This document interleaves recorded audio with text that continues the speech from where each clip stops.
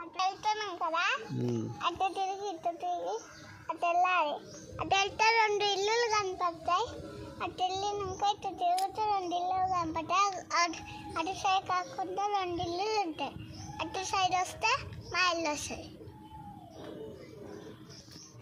మా అన్నలేమో హాస్టల్ ఉంటారు, నేనేమో ఇంట్లో ఉంటా.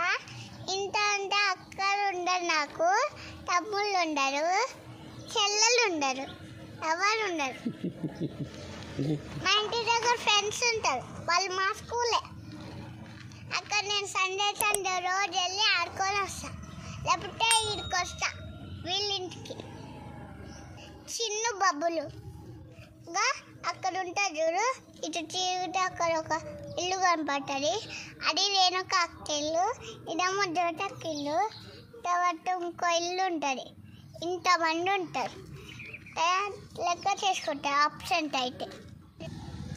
మా మమ్మీ ఏమో ఏంది ఏంది ఏంది ఊక బయటకు వెళ్తారు అని చెప్తుంది. పెద్దమ్మేమో ఓ నీ అమ్మ ఊకూగా బయటకు వెళ్తున్నాను రా బాబు అని చెప్తుంది. సండే ఏమో బిర్యానీ చేస్తుంది మా మమ్మీ, హాస్టల్ నుంచి వచ్చి నైట్ చేసి పెడుతుంది. మా డాడేమో చికెన్ చేస్తుంది, వండుకొని తింటారు. నేనేమో